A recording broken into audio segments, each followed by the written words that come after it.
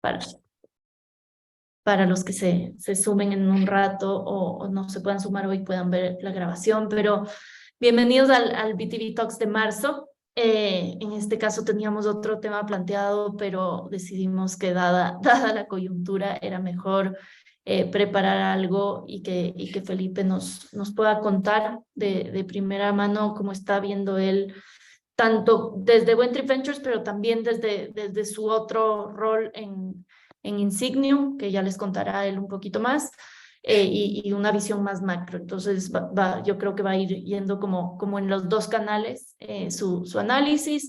Y yo creo que Felipe no nos tomará mucho tiempo la parte que él nos cuente, pero también que eso nos sirva para abrir la conversación entre los que estamos aquí, desde los que lo vivieron en sangre propia y también cosas que están escuchando, acciones que estamos tomando o están tomando a futuro.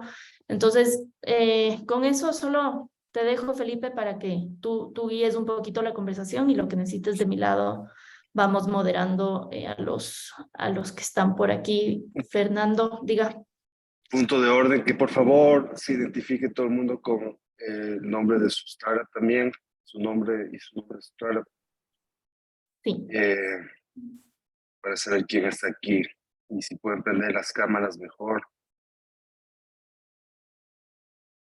Bueno, si quieren comienzo yo. ¿Cómo están? Buenas tardes. Soy David Moraboven, CEO de Luz Verde. David, perdón que te corte, perdón que te corte. Creo que no vamos a hacer una intro de cada uno, sino directo al Felipe para que nos cuente. Bueno, perdón. Ya, qué lindo verte.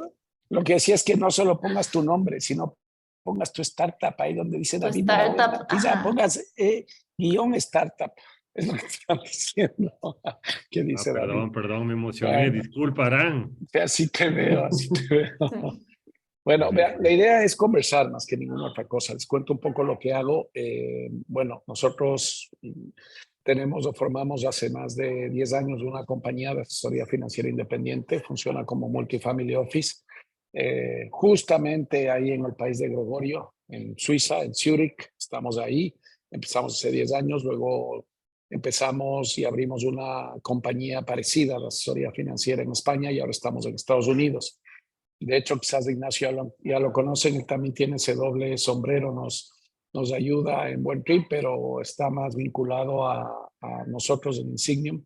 Y como les decía, parte de ese tema es asesorar a los clientes desde la perspectiva financiera. Para nosotros ha sido tremendamente interesante esta situación. Obviamente la hemos sufrido, creo que de alguna forma hemos estado alineados en sufrimiento, porque al final si ustedes sufren, nosotros sufrimos.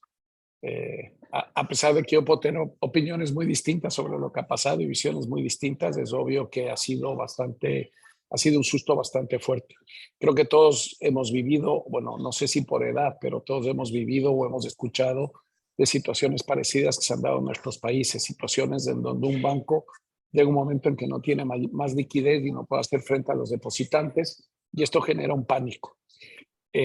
Obviamente es muy distinta y esa es una de las discusiones que tenemos constantemente con clientes, ¿ok? Desde la perspectiva individual. La gente confía mucho en los bancos. Es casi un ejercicio de confianza absoluta. Los bancos están ahí y el nivel de confianza que tú depositas en el banco es emocional, es qué tanto le conoces. Tú dijiste algo y dijo algo, Gregorio, cuando empezamos, nosotros los emprendedores no tenemos tiempo de analizar a los bancos o estas situaciones. Entonces, efectivamente, al final del día, tú vas a elegir muchos de los temas, vas a elegirlos. Perdón si hay mucha bulla, pero es que estoy en un lobby, no tengo donde más reunirme ahorita, un lobby de un hotel. Entonces, si escuchan bulla, les pido disculpas. Entonces, el tema principal es ese, ¿no? La confianza se genera en base a muchas cosas y es un elemento no de análisis ni de profundidad, sino oiga, yo me siento cómodo, es el banco en que todos están, es el banco en que todos siguen, es el banco que trabaja con los emprendedores y por eso quizás escogí SVB. Quizás muchos de ustedes habrán tenido que escoger el banco que les permitía abrir cuenta, porque ese es el otro problema, ¿no? No todos los bancos abren a startups en Latinoamérica. Entonces, algunos ya no era un tema de escoger, sino es quién me abre una cuenta para poder operar en los Estados Unidos. Todos estos temas son los que al final nos llevan a un banco a otro. Otros se verán la marca y dirán, Chase es un banco demasiado grande para caer, o Chase, que es JP Morgan por si acaso, ¿no? Es la parte retail de JP, o Bank of America, etcétera, ¿no? Todos estos temas, al final del día, en el caso del Silicon Valley Bank, es curioso porque la verdad lo que pasó es que en la medida en que los tipos de interés, creo que todos hemos escuchado de la inflación, todos hemos escuchado sobre los tipos de interés. Empieza a subir la inflación después del COVID, empieza a crecer a un ritmo muy acelerado y eso obliga a la Fed a intervenir. La intervención de la Fed es subir los tipos de interés. ¿Qué pasa cuando subimos los tipos de interés? Las valoraciones de los activos empiezan a caer porque la tasa de descuento sube. ¿A qué voy con esto? Estamos acostumbrados a valorar las startups en múltiplos y en otro tipo de formas, pero el mercado no las valora así. Al final del día, los activos se valoran basados en, oye, ¿cuál es mi tasa de descuento? Activos reales como los bienes raíces y otro tipo de activos o acciones en bolsa tienen o se ven afectadas tremendamente con la subida de tipos porque las tasas a las que descuentas tú, esas tasas son mayores. Entonces, al final del día, esos activos que están en muchos de los bancos empiezan a perder valor. ¿Por qué? Porque en Estados Unidos te obligan a registrar el valor de esos activos y te obligan a hacer un mark to market. Significa a buscar la valoración del día o del mes o del semestre o como sea. Cada activo y cada banco, bueno, hay una reglamentación clara y en función de eso, un banco puede necesitar mayor o más cantidad de dinero o más cantidad de depositantes o lo que sea para cubrir esas deficiencias que le van generando en el balance de la pérdida de valor de activos. En el caso de SVB, lo que aparentemente venía pasando, y ojo, no es que nosotros hayamos sabido ni hayamos estado investigando SVB, nosotros además, para que sepan, ni siquiera tocamos a los bancos, evitamos todo lo que tiene que ver con inversiones en bancos, no tenemos ni acciones en bancos, ni fondos que están invirtiendo en bancos, ni bonos de bancos. Normalmente nos alejamos del sector financiero. Quizás es una preferencia que tiene nuestro director de mercados y que es el experto, no nosotros, pero es la persona que decide cómo se van a gestionar los activos. En medio de esta situación, obviamente, el problema más grande, diría yo, por no complicarnos la vida que tuvo Silicon Valley Bank, fue la falta de diversificación en el sector donde estaba. Estaba concentrado absolutamente en un solo sector que venía sufriendo los últimos 12 meses, que era el sector emprendedor. Y ustedes lo han vivido. Ha sido muy difícil levantar dinero en los últimos 12 meses. Ha sido un reto tremendo. Pocos han tenido la suerte de poder tener más capital. Y obviamente veníamos en una carrera en donde las startups levantaban Serie A, Serie B y cada ronda era más alta y cada vez las startups tenían más runway. ¿En qué se traduce ese runway? En depósitos para los bancos. Y los bancos como SVB, que habían captado, que tenían básicamente, no un monopolio, pero sí una participación bastante importante, como nos hemos dado cuenta del sector de venture capital, obviamente se vieron llenos de capital, especialmente durante la bonanza. Entonces, el banco y el balance del banco iban creciendo año a año, en gran medida por esos depósitos y también por esas valoraciones. El momento en que empieza a subir los tipos de interés y empezamos a tener el frenazo de los inversionistas y nos cuesta mucho más trabajo conseguir capital, la situación de SVB se complica. En medio de esa situación mandan un par de comunicados que aparentemente, en vez de ayudar al mercado a convencerles que acudan al levantamiento de capital, que había o que estaban planteando esa inyección adicional, que no recuerdo si eran 2.2 billones, no sé, eso era, ¿verdad, Ignacio? Sí. En ese momento, obviamente, viene un pánico tremendo. Me imagino que muchos de los fondos empezaron a analizar el balance, se dieron cuenta de la composición de los activos, que los activos suelen ser depósitos, suelen ser inversiones a largo plazo, y esas inversiones a largo plazo obviamente no pueden ser o no se pueden realizar, no pueden venderse rápidamente, y si se venden rápidamente, tiene que ser con un descuento. El momento en que necesitas liquidez, es cuando tú estás planificando para una cartera de inversión personal, tratas de pensar en activos que son muy líquidos y activos que son ilíquidos. Y los líquidos, los que puedes vender con facilidad, son los que tienes a disposición para poder cubrir tus necesidades. Pero si se te complica la vida y tienes una emergencia, lamentablemente vas a tener que ir a esos activos más ilíquidos o que se ven afectados por este tipo de crisis y vas a tener que realizar la pérdida que hasta ese momento has acumulado. ¿Por qué? Porque las bolsas en Estados Unidos se mueven en altos y bajos en función de las situaciones de mercado y condiciones macroeconómicas. Y obviamente a día de hoy, bueno, no sé si ustedes han visto las gráficas del triple Q, el Nasdaq 100, el índice, y han visto que ha caído brutalmente. ¿Qué será la pérdida que se va a acumular? Alrededor de un 20%. Algo se recuperó en los últimos 6 meses, pero tiene una caída importante. Esta situación lleva un pánico inmediato, ¿no? Entre el jueves y el viernes todos ustedes se estaban comunicando a la velocidad del rayo.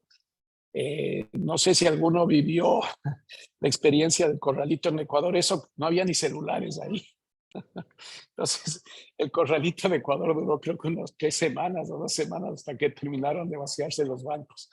El de Silicon Valley Bank debe haber durado exactamente 6 horas o 8. Ya creo que el jueves en la noche habían bloqueado, el mismo banco ya había bloqueado todo, para la mañana del viernes estaba intervenido.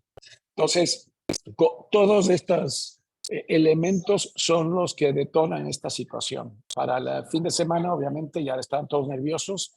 Y efectivamente, Yellen hasta el día sábado se negaba a rescatar al banco. ¿Sí? Esto ha generado mucha controversia, por cierto, esta situación del rescate que finalmente la Fed accede al día domingo para dar tranquilidad a los mercados y para evitar contagios. Curiosamente estaba leyendo y hay muchos detractores, ¿no? Los libertarios están obviamente indignados que cómo es posible que un mercado capitalista salga el papito Estado a ayudarles a los supuestos capitalistas, que somos todos los emprendedores. Estábamos teniendo una discusión con Gregorio al principio, porque el sistema de seguro de la FDIC que se instituyó en los Estados Unidos empezó hace muchísimos años, me parece, y no recordaría la historia, pero debe haber sido específicamente después de la Gran Depresión, me imagino, para proteger al inversionista individual.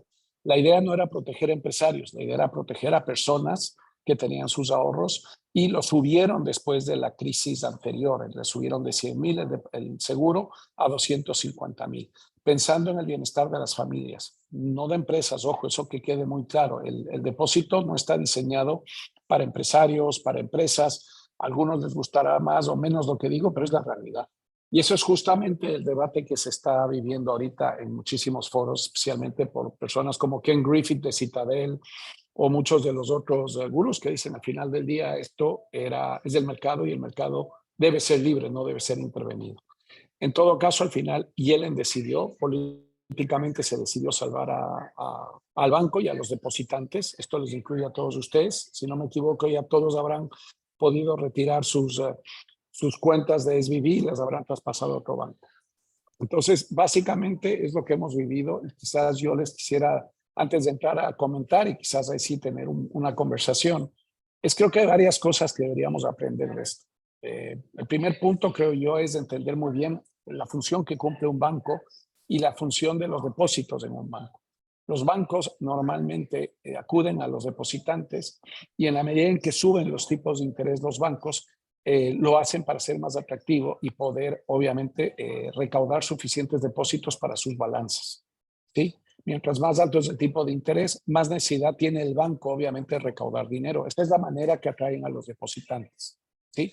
Entonces, si yo tengo un banco, ojo, y voy a poner un ejemplo para que me entiendan los que están en Ecuador, aplica creo que a toda Latinoamérica, normalmente cuando vas a un banco bien calificado, el tipo de interés que te ofrecen su depósito es bastante más bajo que el de la media. ¿Sí? Entonces, en un país como Ecuador, y hago la analogía también a México o a Perú, si tú vas a un banco muy conocido, sea el Banco de Crédito en Perú, sea el Banco Pichincha en Ecuador, o sea cualquiera de los grandes bancos, Santander, Citi o cualquiera, o Banamex en México, tú vas a tener siempre un tipo de interés más bajo que el de las cooperativas, por ejemplo. Las cooperativas tienen que hacer un esfuerzo adicional para atraer a depositantes, no generan la misma confianza que una marca como Banamex, como Banco de Crédito o como, por ejemplo, Pichincha en el Ecuador. A pesar del nombre, genera mucha confianza en el Ecuador, por cierto.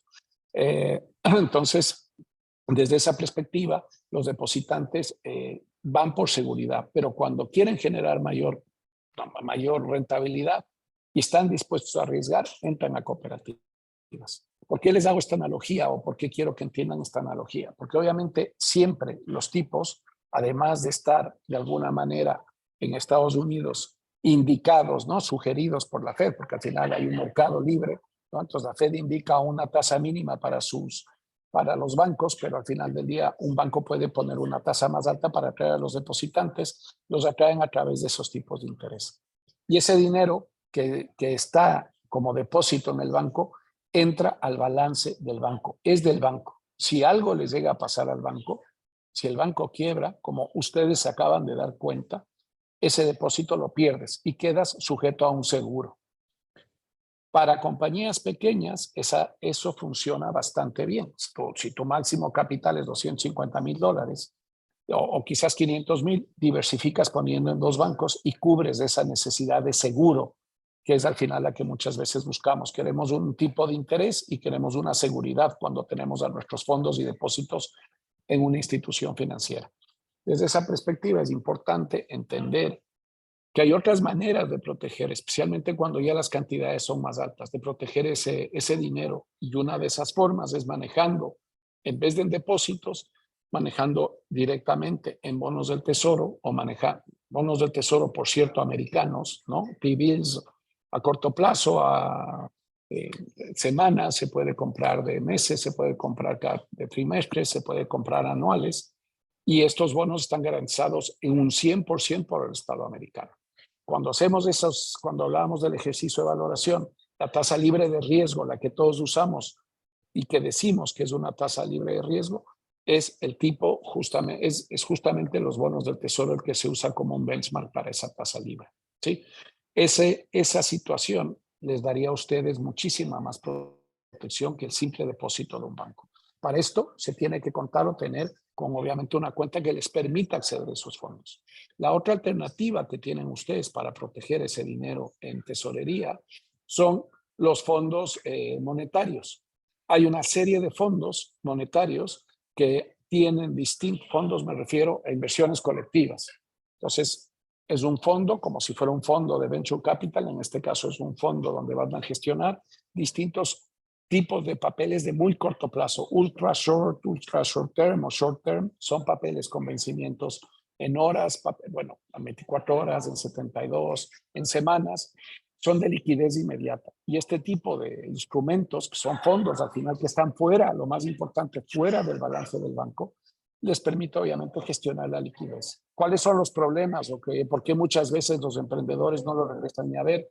Ni siquiera nuestros inversionistas, ni inversionistas sofisticados, porque los tipos de interés de este tipo de fondos son mucho más bajos. La rentabilidad que te generan es baja, la seguridad es muy alta, porque al final ya no estás en un solo banco, estás en cientos de instituciones que emiten este tipo de papeles, en donde hay mezclados tipos de, o sea, tienes desde papeles de corto plazo americanos, bonos del tesoro de corto plazo americanos, así como que tienes papeles de empresas y de distintas instituciones, de cientos de distintas instituciones con altísimas calificaciones crediticias.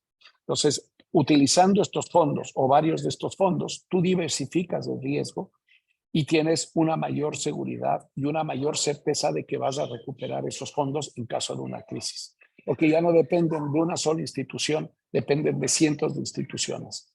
Esa es la manera es la misma manera en que los bancos manejan su balance, ¿no? A través de, claro, que en el caso de Silicon Valley se concentraron en un solo sector, pero esa es la lógica o creo que es la lección. Creo que hay que empezar a poner atención, hay que entender bien cómo funcionan los bancos. Yo he dado una explicación muy simplista.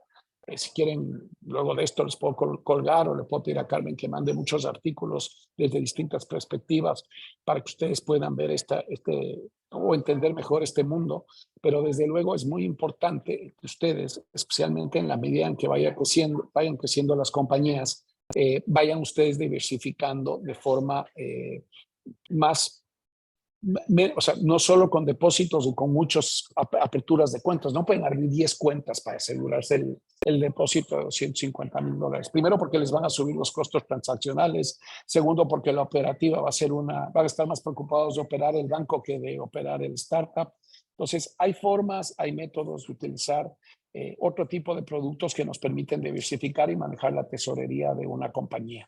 Sí, la mayoría de las compañías sofisticadas así lo hacen y pueden ver en los balances de muchísimas de las grandes corporaciones este tipo de productos en donde usan este tipo de papeles para manejar a diario la tesorería de sus compañías.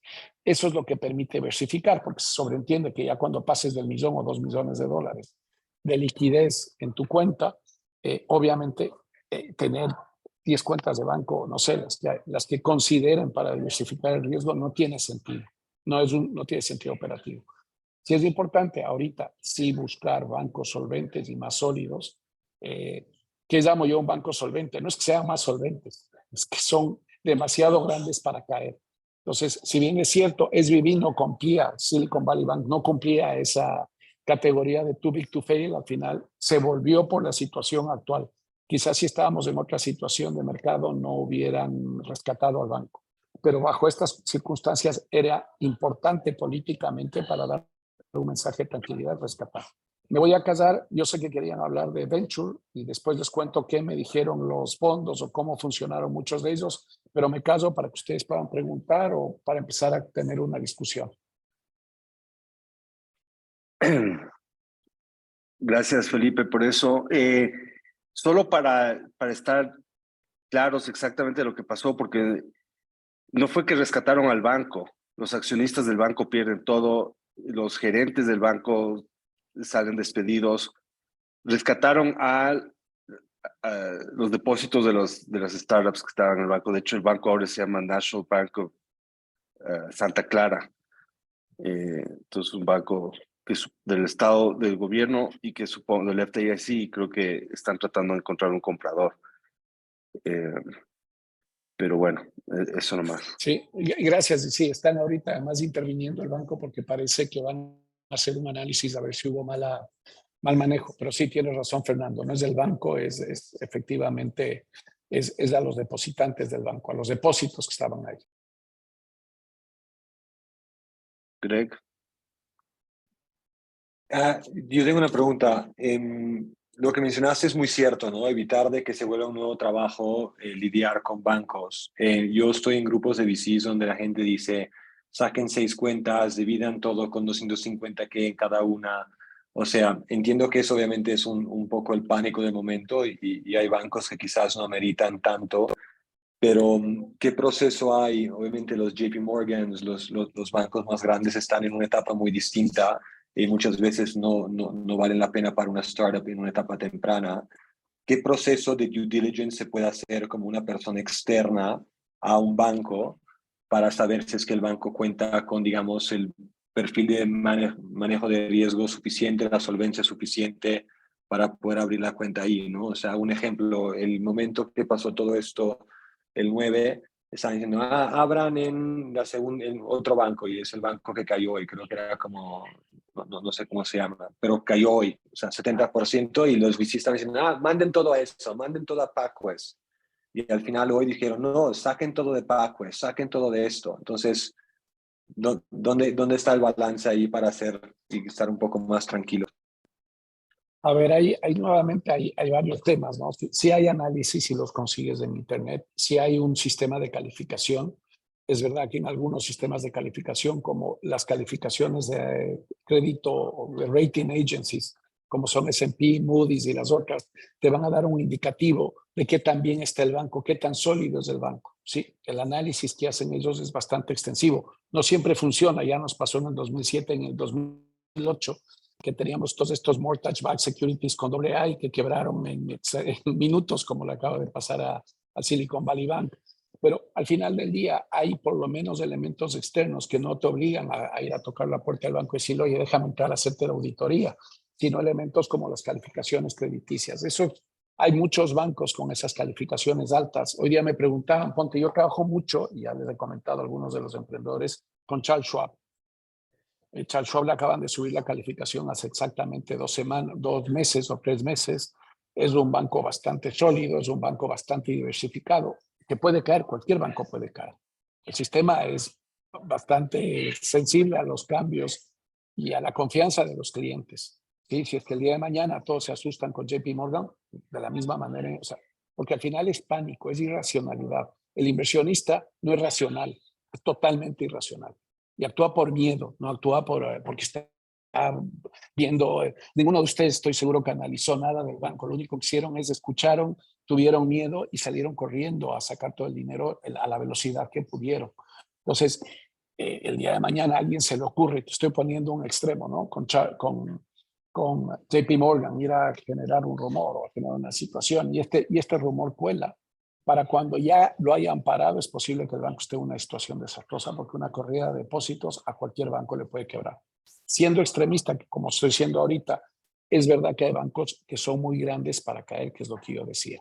Entonces, el primer tema es, sabemos cuáles son los 10 bancos más grandes de los Estados Unidos, sabemos que ellos van a tener una relativa seguridad, ya les intervinieron en el 2007-2008, se cambiaron muchas de las regulaciones para tratar de asegurar que estén en mejor situación, y esas regulaciones debieron haber funcionado con Silicon Valley Bank, pero no lo hicieron por varias razones, porque los reguladores al final se duermen y se olvidan de hacer su trabajo, pero al final del día por lo menos puedes garantizarte desde una perspectiva un poco criolla el asegurar tu dinero estando en los bancos que son muy difíciles, o sea, muy grandes para caer.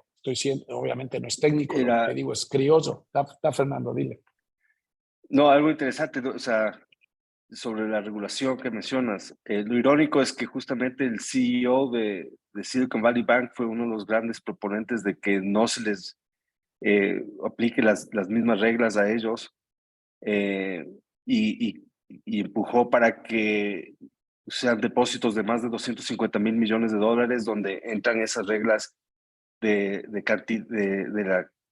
la liquidez que deben tener los bancos y del el nivel de stress testing que deben hacer periódicamente para ver la situación en la que están. Entonces, en este caso creo que ayuda a los grandes bancos para, si vemos como el precio de las acciones como un reflejo de lo que cree el mercado, entonces justamente los grandes bancos, el rato que Silicon Valley Bank, PacWest y otros estaban cayendo 60-70% en su valor de acciones, las grandes estaban estables o de hecho subiendo un poco las acciones. Entonces,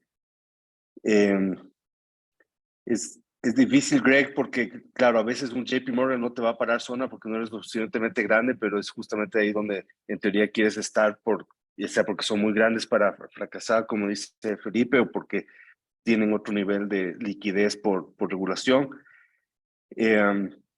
Algo interesante, no estoy haciendo propaganda, pero algo interesante que me pareció como un hack, obviamente se asume otro tipo de riesgos, pero Mercury nos mandó un email y seguro muchos de ustedes tienen Mercury, vieron ese email. Ellos, al no ser un banco de verdad, sino ser como el front-end, banco digital y apalancarse de la licencia y de las cuentas de otros bancos, resulta que su nivel de, ¿cómo se llama?, de seguro es de $1 millón porque dividen la plata en 4 bancos. Entonces... Creo que los subieron a 3 ahora. Sí. O sea, me llegó un correo que los subieron a 3. 3. Entonces, ese es como un hack porque se vuelve como que tu tesorero interno que te hace eso, sí que tú tengas que tener un tesorero que está viendo cómo mueve la plata de un banco a otro. Obviamente, siempre uno tiene que saber qué riesgo está tomando. Entonces, por un lado, Silicon Valley Bank estás tomando el riesgo del banco, que es el riesgo de una concentración muy grande en una sola industria. El riesgo de un Mercury, en cambio, es el riesgo de una startup. Puede ser que ellos estén bien diversificados con sus partners bancarios, pero todos sabemos lo que es, lo riesgoso que es hacer crecer y escalar una startup y en cada momento pues, no sabemos si es que Mercury ya está en break-even, si es que va a seguir necesitando levantar plata. Entonces, ya no es un riesgo bancario que tomas con Mercury, es otro, pero en todo caso me pareció como chévere, como un instrumento, como un hack que te ayuda a diversificar ese riesgo usando la plataforma de ellos. Bien que mencionas el banco Mercury, estuvimos conversando con alguna emprendedora el fin de semana y ahí dentro de Mercury yo no me había enterado, después me lo mandaron. porque le estaba justo mencionando de los fondos, ahí está riendo, de los, de los fondos que tiene Mercury. Ellos sí tienen un programa y les voy a explicar cómo funciona, porque ya gracias a las conversiones que tuvimos el fin de semana me metí a leer un poco.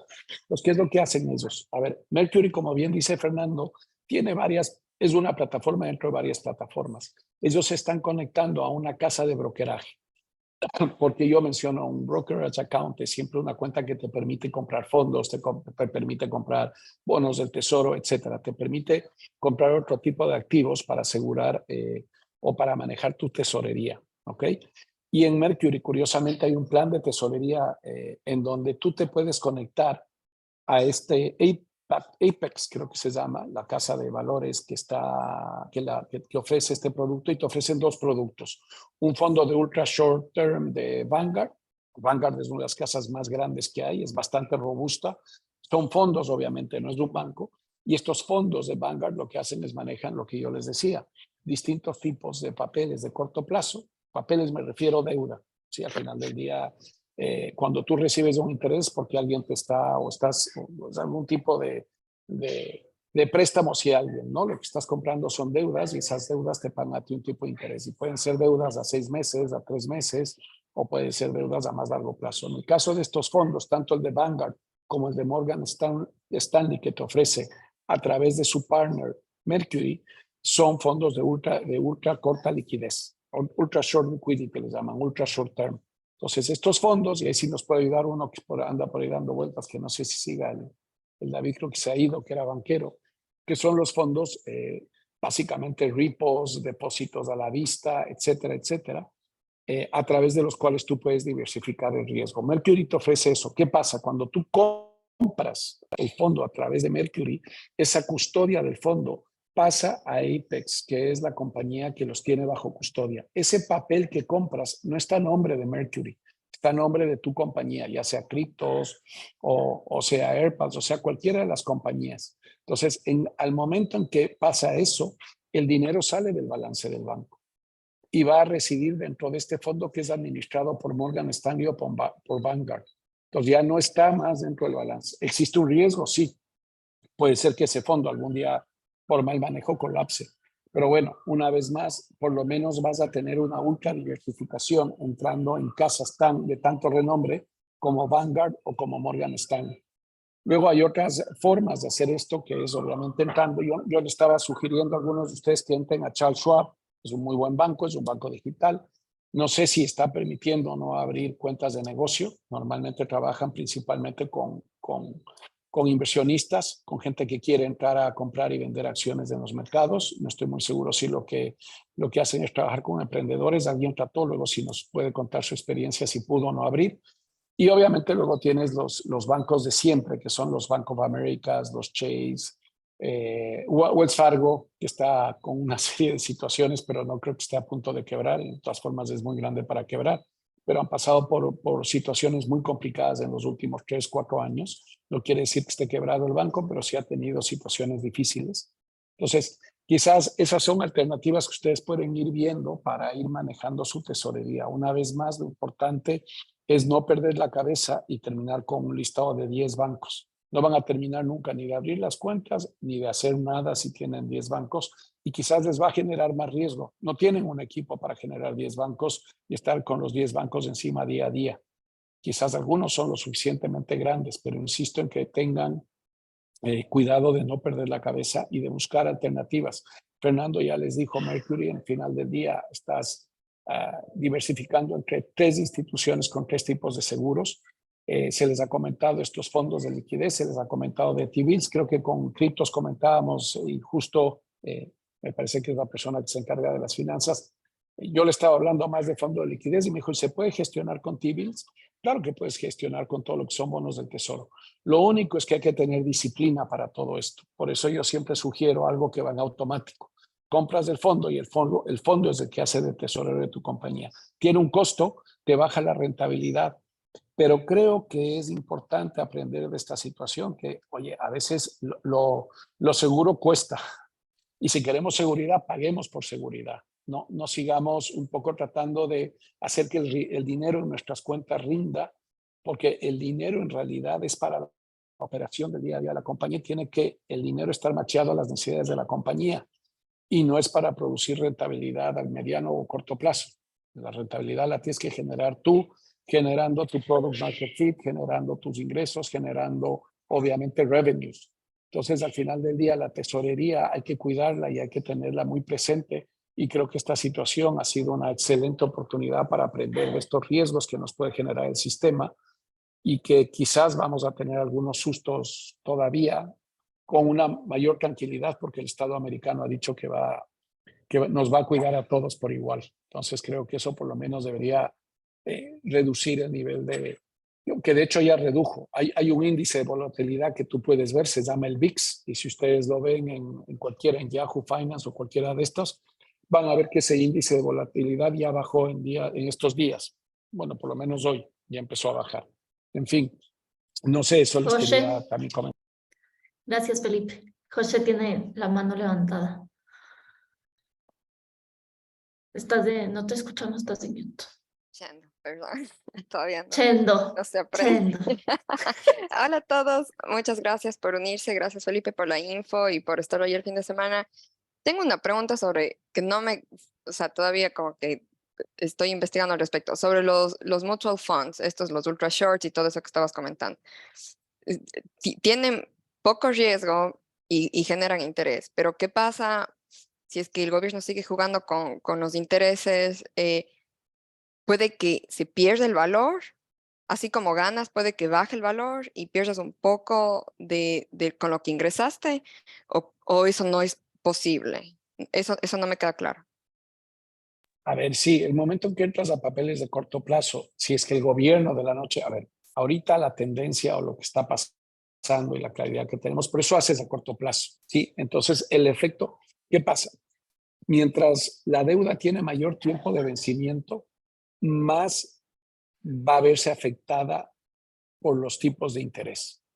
¿Okay? Hay una relación directa entre los tipos de interés y el precio de los papeles que compras tú para generar ese interés. ¿A qué voy? Si tú compras un bono a 10 años, como pasó a mucha gente, y que lo tenía a 10 años al bono, y el día de mañana el gobierno, y ese bono tiene una tasa de interés de 2%, para ponerte un ejemplo, y el gobierno sube los tipos de interés a 4%, ese bono va a perder por lo menos un 10% del valor. Ahora, tú lo puedes mantener ese bono, que es lo que debería haber pasado con Silicon Valley. Si es que Silicon Valley mantenía los activos a largo plazo, probablemente se iban a recuperar y su balance se iba a normalizar. Pero como no pueden esperar 10 años porque le estás pidiendo tú como depositante la liquidez, ¿qué pasa? Entonces, si tú tienes que vender ese bono al 2% y los tipos están al 4%, probablemente vas a perder un 10%. No te puedo decir que es eso, pero aproximadamente puedes llegar a perder un 10% del valor. Obviamente tú no quieres eso. No quisieras que inviertas en uno de esos fondos de liquidez y pase algo con los tipos de interés y te digan tienes 10% menos de tu dinero. Al final es una pérdida que vas a tener que sufrir. Por eso la lógica es que entres en bonos de ultra short term, o sea, que son a 72 horas, a 24 horas, quizás a una semana, un mes. Entonces, la rapidez a las que el gobierno ajusta los tipos no van a estar a la velocidad en la que los fondos van venciendo. ¿Me entiendes? Es muy rápida la compra y venta de estos papeles. Se compran todos los días y todos los días se renuevan, y eso permite que no te genere una posible pérdida, sino que se mantenga la liquidez casi 1 a 1. Podría pasar en una situación dramática, pero normalmente no pasa. Oh, En ese caso, Felipe, el rollover lo hace directamente. ¿Cómo se hace el rollover diariamente? No, eso es el fondo el que maneja todo eso. Hay un equipo que está comprando y vendiendo papeles de tesorería en bulk, administrando el fondo. No es el banco el que hace Podrías eso. también comprar como un ETF de eso, por ejemplo. Exacto, estaba justamente Leo puso, hay unos ETFs que siguen índices de money market, por ejemplo, o que siguen también, que van a funcionar de la misma manera, o que siguen también bonos del tesoro, y puedes escoger si es a corto o a largo plazo, o puedes seguir ETFs de ultra short liquidity.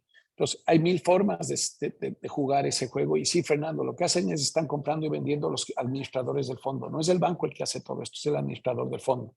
Si es Morgan Stanley quien está metido en este tema y está administrando de forma continua, obviamente, la liquidez. Y la liquidez suele ser casi diaria, semanal, mensual, pero no pasa de eso.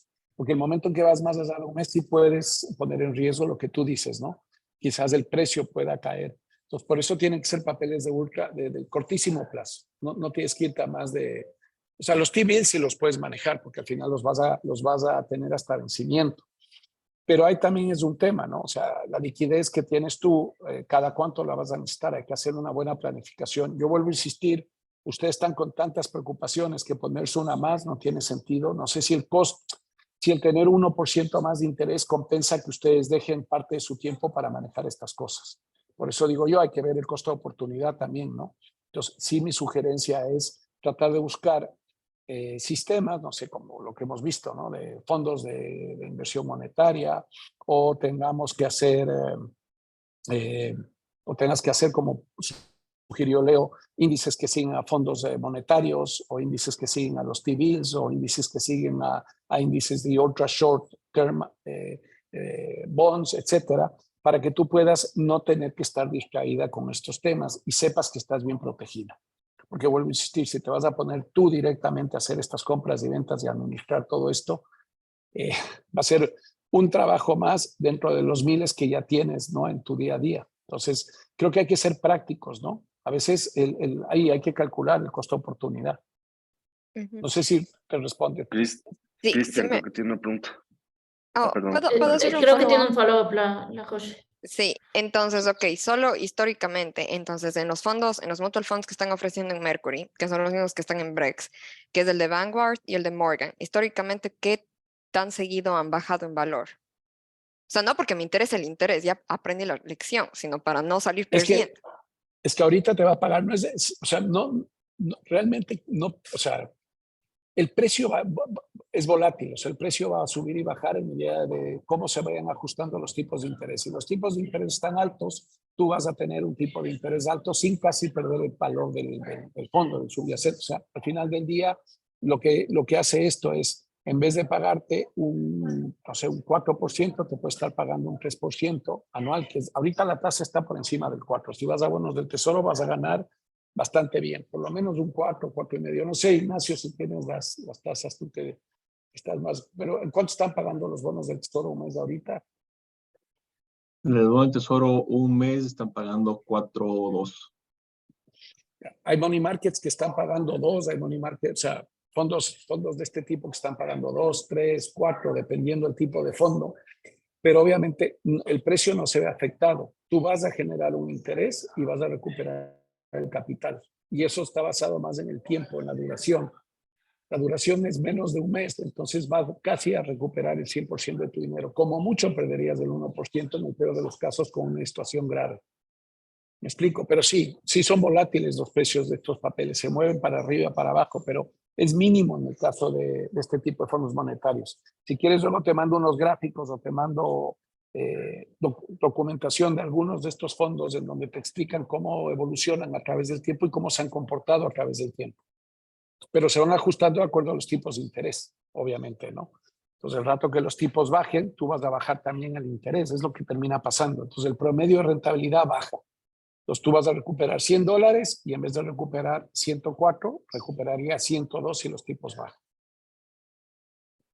Porque como compran papeles todos los días, automáticamente se ajusta el valor al tipo de interés y al rendimiento que genera el fondo. Pero es casi diario el ajuste. Felipe, una pregunta. Independientemente de que ya el banco, digamos, Silicon Valley ya está operando, entre comillas, normalmente, la pregunta del millón, ¿seguir confiando en el banco, cerrar la cuenta? Ya creo que todos hemos aperturado una cuenta en otro lugar y todo el tema, pero ¿qué pasa con esa cuenta de Silicon Valley Bank? Chuta, por quizás ver qué pasa, le puedes dejar ahí simplemente como un mínimo, porque quién sabe si le compra Chase y ya tienes cuenta en Chase, yo qué sé. Pero no sé si tenga sentido. todo depende de qué va a pasar y cómo va a funcionar todo esta situación del banco, si van a poder vender algunos de los activos, si va a venir un banco o alguien y va a decidir comprar todas esas cuentas que están ahí abiertas. Creo que todo va a depender, pero quizás si ya no tienes nada, o sea, no tienes nada que perder si dejas algo y dejas la cuenta abierta, uno nunca sabe lo que puede pasar. Pero al paso que van, creo que no han conseguido comprador. No sé qué tan útil les pueda resultar eso. No sé si tú has visto algo más, Fernando.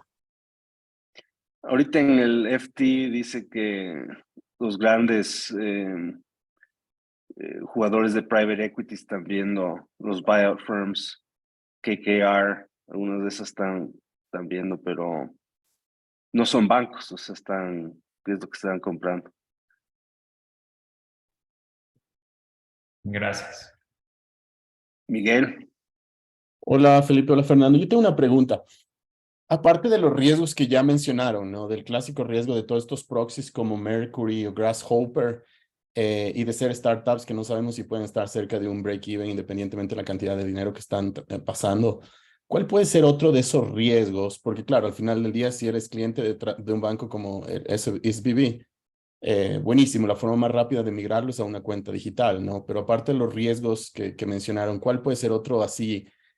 Risk line, porque al final del día, bajo pocas opciones que diversificas, chuta, toca con un servicio estos de digital banking, ¿no? Que son en realidad un proxy. ¿Qué otro riesgo podemos estar pendientes o en el que podemos caer?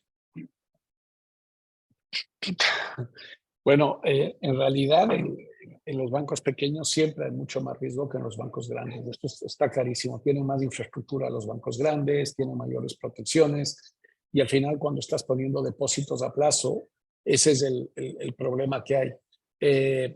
Básicamente, más allá de lo que hemos vivido, de la situación que se ha vivido, que es el riesgo inherente en los bancos, ¿no? Que no puedan, el que con los depósitos no puedan hacer match de los liabilities al final del día, ese es el riesgo más grande que tienen los bancos. Estos proxies, como decía Fernando, al final se están apalancando otras instituciones para brindar el servicio y hay que entender bien qué está por debajo. Por eso yo lo que decía, Miguel, sugiero que si te toca estar en uno de estos proxies y no tienes la opción de estar en otros bancos, obviamente acudas a la lógica de las grandes empresas, que es, oigan, vamos por fondos de liquidez, vamos por bonos del tesoro, lo que dijo Leo, ETFs que sigan esos índices, obviamente ETFs de compañías serias como Vanguard, ¿no?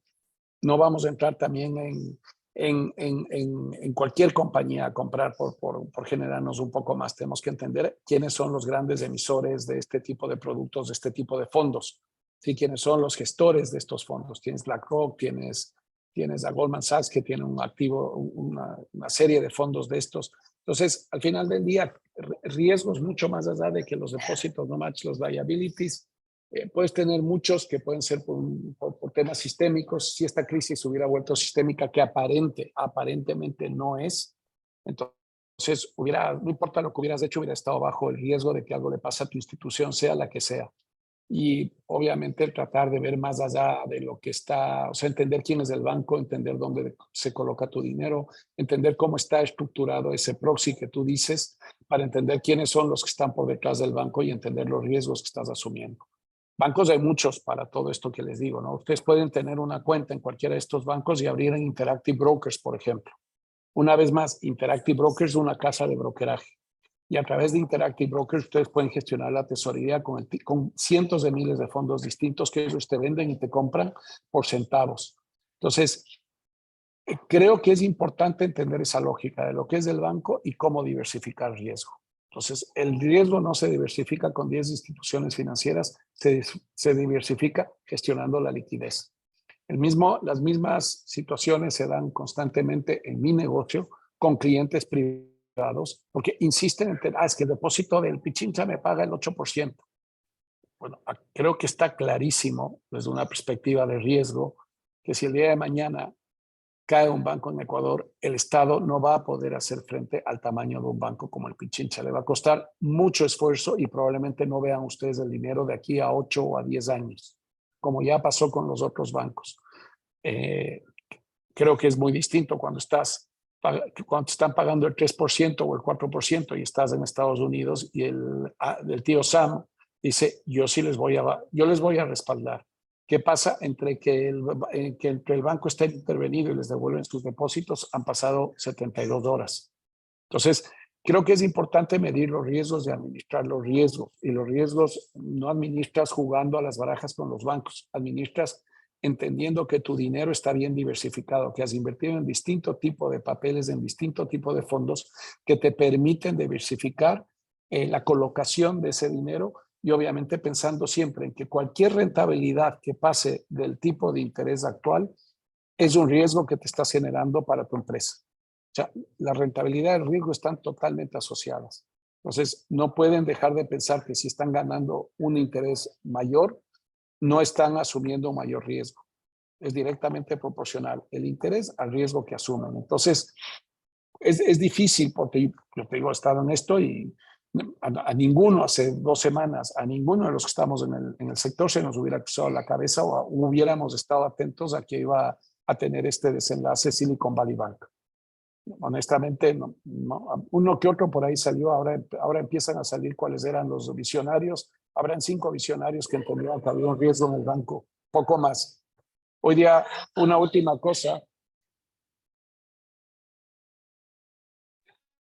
Hoy día me mandaban un artículo, alguien, no menciono quién, pero un artículo de Burry, que es el que detectó el riesgo durante la crisis del 2007-2008, Michael Burry creo que se llama. Fue muy curioso porque claro, ahora él ha decidido vender todo su portafolio de 30 millones y invirtió en una sola empresa que es la que administra cárceles para los Estados Unidos. Entonces, claro, podemos hacer eso si quieren, vendamos todos y vámonos a comprar participaciones de la red de administración carcelaria independiente de los Estados Unidos. Es difícil, Miguel, no te puedo decir que hay una receta para entender cuáles son los riesgos. La clave está en, obviamente, ir a bancos grandes, ir a bancos a que están bien regulados, ir a bancos a que tienen que responder por algo están regulados. Y mientras más regulados están, más control tienen del Estado, a pesar de que muchas veces falla, ¿sí? Pero es lo que decía, calificaciones de riesgo, entender que tienen una buena, que están trabajando nacionalmente, no solamente regional, ¿no? Al estar nacional están diversificando, si inclusive trabajan internacionalmente ayuda un poco más porque está mucho más diversificado el riesgo del banco. Entonces, ese tipo de cosas hay que ver. La diversificación es la clave, lo que les decía la abuelita, ¿no? No metan todos los huevos en una canasta. Una pregunta ahí, Felipe, Fernando. ¿Qué podemos ver? O sea, toda esta conversación ha sido de cara a las startups y cómo salvaron los barcos y cómo vamos a diversificar de aquí en adelante, pero de cara a las startups, su fundraising y cómo están siendo afectados los fondos y las fuentes de capital de venture. Felipe, tal vez de algo que me compartiste el fin de un fondo, cómo están los fondos que estuvieron en Silicon Valley Bank. ¿Va a haber un frenazo ahí más de capital para cualquiera de los dos? Solo un poco de contexto para que sepan, o sea, los fondos tradicionalmente no guardan el capital en efectivo, hacen capital calls y entonces tienen liquidez durante 2 semanas, digamos, mientras va llegando la plata para luego hacer las inversiones que necesitan. Entonces, al menos que sea un fondo súper mal manejado, no creo que ese sería un gran riesgo. No se guarda plata en efectivo porque afecta el rendimiento del fondo. Entonces se pide la plata cuando se necesita, digamos.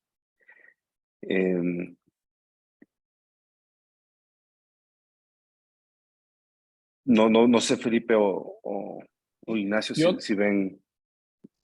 Yo iba a comentar sobre otro tema desde otra perspectiva. Es verdad lo que dice Fernando. No teníamos ningún problema. Les cuento, casi todos los fondos, muy pocos tenían liquidez en depósitos directos. Como bien ha dicho Fernando, están en cuentas de donde se está manejando desde otra perspectiva. Quizás el dato más curioso es que había no voy a mencionar nombres, pero había un fondo que ya tiene 3, digamos, él tiene fondo 1, fondo 2 y fondo 3. Entre esos 3 fondos, el fondo tenía $185 millones de startups. O sea, el fondo había hecho una evaluación y había tratado de entender cuál es el riesgo de su situación. Y de los 3 fondos, digamos, ninguno de los fondos fue más grande, para que tenga una idea. El primer fondo levantó 20 millones, el segundo creo que llegó a 30 y el tercero ya está en 40. Entonces, el riesgo total que tenían todas las startups depositadas en SVP, Silicon Valley Bank, siempre le pongo P en vez de B, era de 185 millones.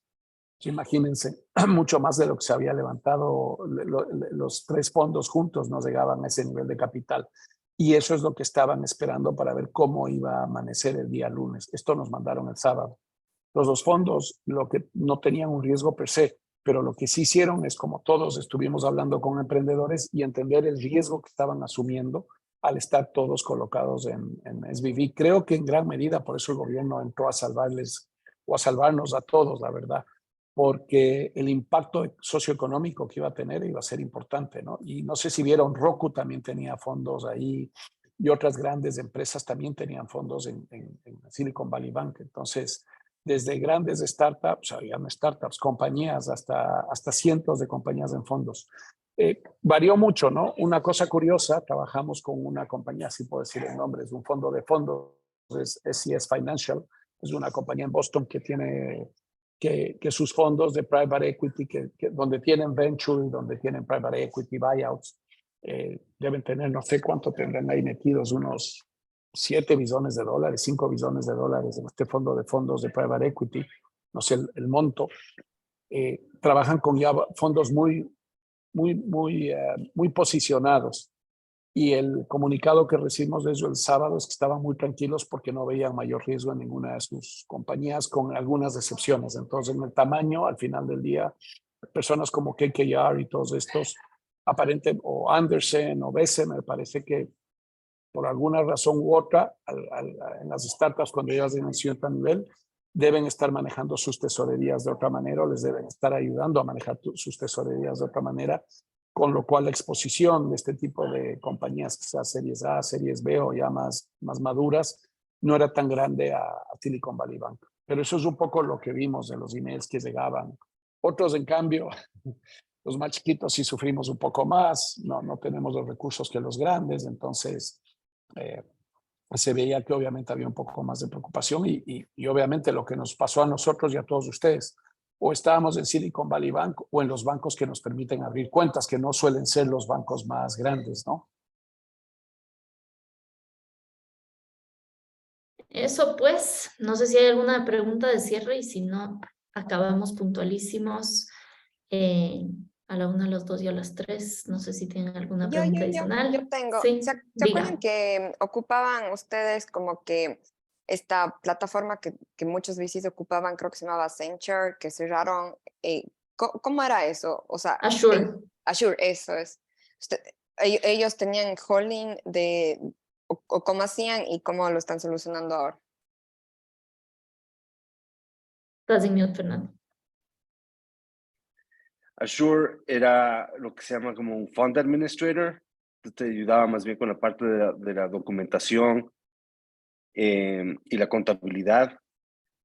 Y sí, Azure te ayudaba a abrir cuentas bancarias en diferentes bancos para cada vehículo, pero eran cuentas que por lo general, una vez terminas de invertir, se cierran y se vuelven a abrir cuando hay plata que vuelve a ingresar al fondo. A nosotros lo que nos ayudó es empujarnos a irnos al principal jugador de eso, que es Carta,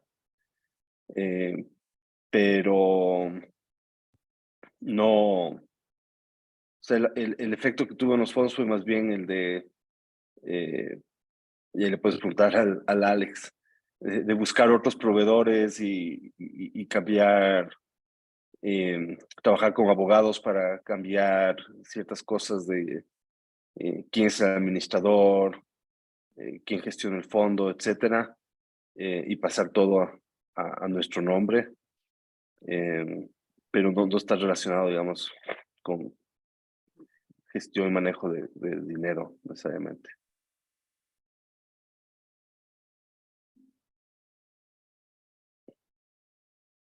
Eso pues. En todo caso, creo que si no tienen acceso, no tienen mi correo, y si no, estamos tanto Ignacio y yo metidos mucho en el día a día de estas cosas.